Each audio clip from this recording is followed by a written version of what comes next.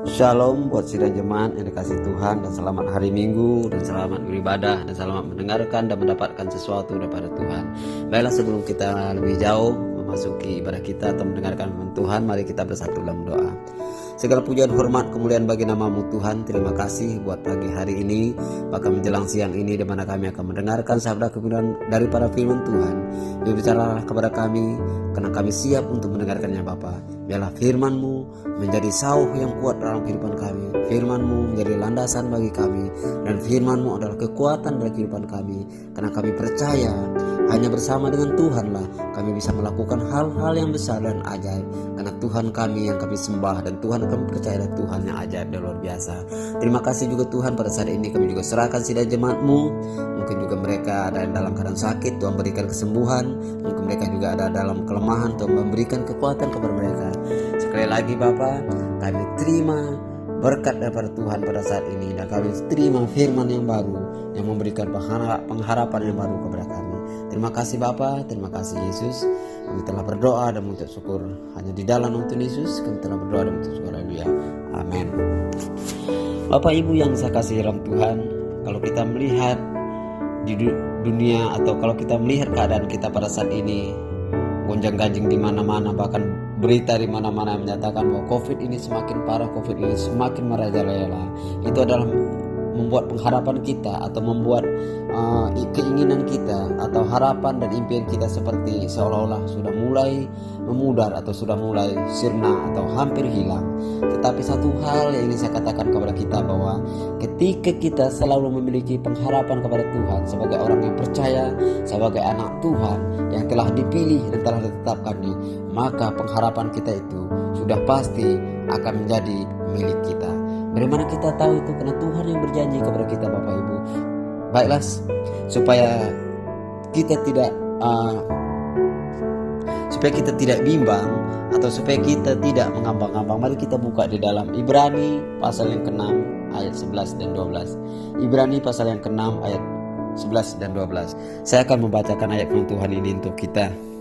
Ibrani pasal yang ke-6 ayat 11 dan 12. Tetapi kami ingin supaya kamu masing-masing menunjukkan kesungguhan yang sama untuk menjadikan pengharapanmu suatu milik yang pasti sampai pada akhirnya, agar kamu jangan menjadi lambat, tetapi menjadi penurut-penurut mereka yang oleh iman dan kesabaran mendapat bagian dalam apa yang dijanjikan Allah. Bapak Ibu Saudara yang saya kasihi Tuhan, tema kita pada hari ini adalah pengharapan milik yang pasti. Pengharapan milik orang Kristen adalah itu pasti, atau pengharapan bagi orang percaya itu adalah pasti. Kenapa? Karena pengharapan kita kepada Yesus bukanlah pengharapan yang ragu-ragu, bukanlah pengharapan yang mudah-mudah atau mudah-mudahan, tetapi pengharapan kita kepada Yesus Kristus adalah suatu pengharapan yang pasti. Kenapa? Karena Yesus yang menjanjikan tempat pengharapan kita itu adalah Yesus yang pasti, Yesus yang real, dan Yesus yang nyata. Bapak Ibu Saudara yang saya kasihi Tuhan, orang yang menulis buku Ibrani ini ingin agar jemaat mereka punya pengharapan yang pasti di dalam Tuhan, supaya jemaat mereka memiliki atau bisa berpegang pada janji-janji Tuhan yang telah Tuhan janjikan kepada Abraham, Ishak, dan Yakub. Dan orang yang menuliskan kitab Ibrani ini juga ingin supaya jemaatnya menjadi penurut atau meneladani iman dan para pemegang janji Allah, yaitu salah satunya seperti Abraham. Abraham adalah orang yang Tuhan panggil dari Haran ke tempat yang dijanjikannya. Tetapi Tuhan tidak menentukan dan tidak menunjukkan kemana dia akan mendapatkan janji itu. Tetapi Abraham dengan patuh dan taat kepada panggilan Tuhan. Dan ketika Abraham dipanggil Tuhan, ia bukan orang miskin, melainkan dia adalah orang yang kaya raya dan orang luar biasa. Dia memiliki rumah yang mewah, dia memiliki kamar, bahkan kamarnya berpuluh-puluhan, bahkan dia memiliki banyak harta benda, bahkan dia memiliki kehidupan yang berlimpah, bahkan sangat nyaman dengan segala apa yang dia punya. Tetapi ketika dia dipanggil oleh Allah, dia nurut apa yang Tuhan katakan, dan dia menurut apa yang Tuhan katakan, dan ia tidak bertanya kepada Tuhan mau kemana, mau Tuhan bawa kemana aku ini. Bahkan dia tidak ragu untuk mengikut apa kata Tuhan, sehingga dia tetap menjalani bahwa apa yang Tuhan suruhkan, dia berjalan bersama dengan anak-anaknya, bahkan dia bawa juga saudaranya. Bahkan di dalam kisah ini ada dua kisah Abraham yang sangat terkenal, yang luar biasa dari Haran, dan dia mempersembahkan Ishak. Siapa itu Ishak? Ishak adalah anak perjanjian yang Tuhan janjikan kepada Abraham. Tetapi ketika Tuhan bilang kepada Abraham, persembahkan anakmu yang satu-satunya, maka dia pun tidak ragu, dan dia juga tidak bertanya kenapa harus ini, dan dia tidak mencari alasan sehingga Ishak itu tidak dipersembahkan, tetapi dia menunjukkan ketaatan yang begitu, yang benar-benar taat kepada Tuhan, yang sungguh-sungguh nyata kepada Tuhan. Ditunjukkan dia bawa Ishak yang telah Tuhan berikan kepada dia sebagai anak perjanjian. Dia bawa dan dia ingin persembahkan. Kenapa dia berani? Karena dia tahu janji Tuhan adalah pasti. Karena saya yakin dan percaya dia memiliki kepastian. Kalau Tuhan mengambil Ishak, maka Tuhan akan menggantikannya lagi. Mungkin itulah pikiran dia. Tetapi Bapak Ibu Saudara yang saya kasihi Tuhan, banyak hal yang bisa kita pelajari daripada seorang Abraham. Baik waktu dia gagal, tetapi jangan kita belajar dari kegagalannya, tetapi kita belajarlah dari apa yang dibuat untuk Tuhan. Kenapa? Karena Abraham dijuluki adalah bapa orang beriman. Oleh karena itu, mari kita lihat bagaimana cara Abraham mengikuti panggilan Tuhan, bagaimana cara Abraham mengikuti apa yang Tuhan katakan kepada dia. Jangan juga kita pada saat ini, saya percaya kita banyak mendengarkan suara Tuhan. Saya juga percaya kita banyak baca Alkitab dan merenungkannya, dan banyak hal yang Tuhan ungkapkan, itu sampaikan kepada kita.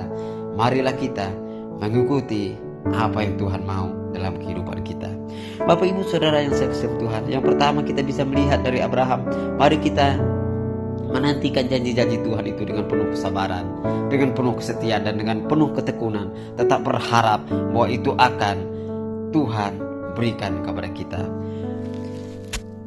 Dan yang kedua Bapak Ibu, orang yang menuliskan kitab Ibrani ini juga ingin mengajarkan jemaatnya supaya mereka tidak pernah menyerah untuk mengharapkan sesuatu yang daripada Tuhan. Walaupun mungkin sudah hampir hilang harapan, bahkan sudah kita lihat tidak akan mungkin terjadi. Tetapi yang perlu kita tahu, tadi yang firman Tuhan kita baca, bahwa karena Tuhan telah berjanji kepada dirinya sendiri, bahkan dia sampai bersumpah kepada dirinya sendiri bahwa dia akan memberikan janji itu. Bapak Ibu, itu menunjukkan bahwa betapa seriusnya Tuhan tentang janji dan pengharapan yang akan dia berikan kepada kita. Kenapa? Karena kita juga bisa lihat di dalam Yohanes 1 ayat 12. Kita baca Yohanes 1 ayat 12. Tetapi semua orang yang menerimanya diberinya kuasa supaya menjadi anak-anak Allah, yaitu mereka yang percaya dalam namanya.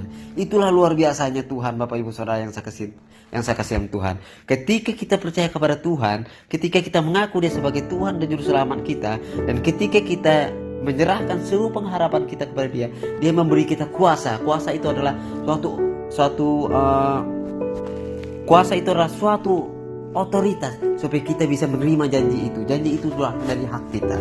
Tergantung bagaimana kita bekerja sama dengan Tuhan. Kalau kita bekerja sama dengan Tuhan, Tuhan menjanjikannya kepada kita dan kita terima dengan iman kita kepada Tuhan, maka itu akan kita terima. Oleh karena itu Bapak Ibu Saudara yang saksian Tuhan, jangan pernah kita meragukan apa yang telah Tuhan janjikan kepada kita. Karena janji Tuhan adalah iya dan amin bagi kita. Dan untuk kita sebagai orang percaya, bahkan sebagai jemaat Shalom, mari kita memiliki pengharapan yang pasti kepada Tuhan.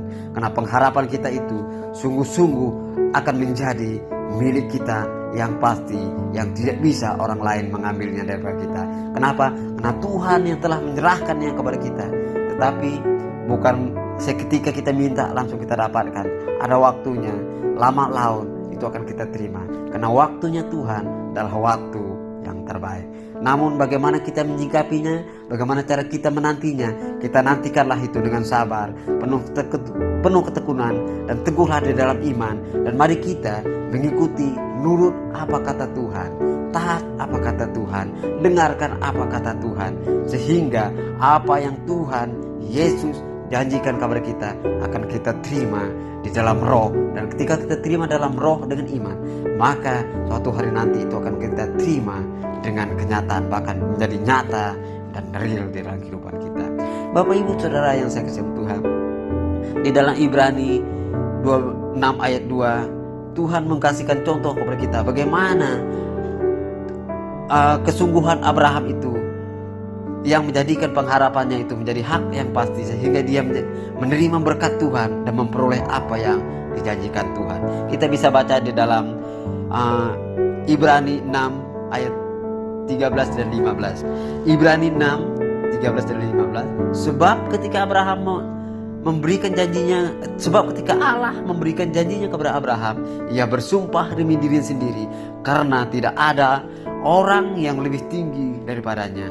Katanya, sesungguhnya aku akan memberkati engkau berlimpah-limpah dan akan membuat engkau sangat banyak. Abraham menanti dengan sabar, dan dengan demikian ia memperoleh apa yang dijanjikan kepadanya.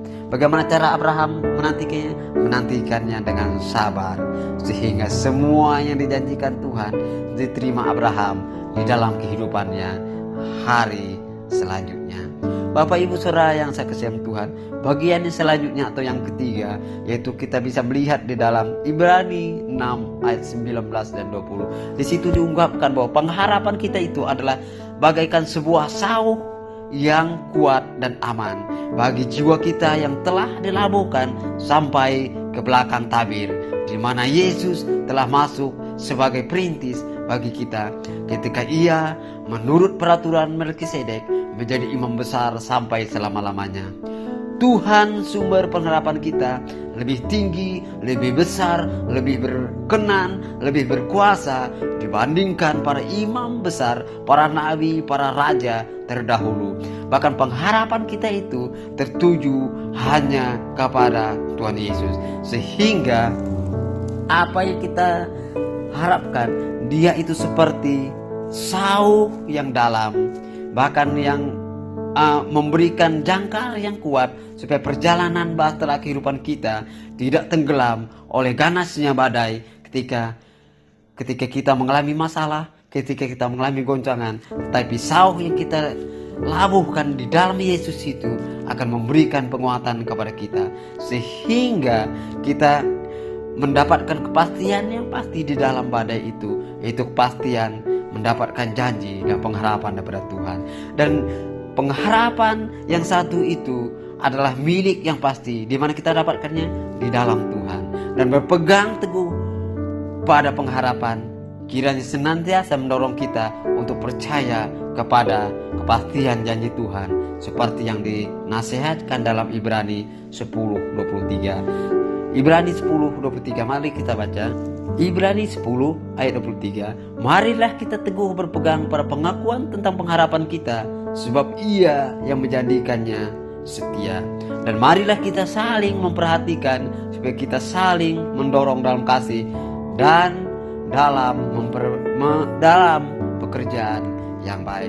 Bapak Ibu Saudara yang saya kasihi Tuhan, di sini Tuhan mengingatkan kita kembali, marilah kita berpegang teguh pada janji yang telah Tuhan janjikan kepada kita, dan kita saling tolong menolong, artinya saling mendorong, saling memberi motivasi, dan saling bantu-membantu dalam kita menanggung beban kita, sehingga apa yang Tuhan sampaikan, apa yang Tuhan janjikan kepada saya dan saudara, kita bisa menerimanya dengan tangan terbuka, karena janji Yesus adalah iya dan amin dalam kehidupan kita. Mari kita bersatu dalam doa.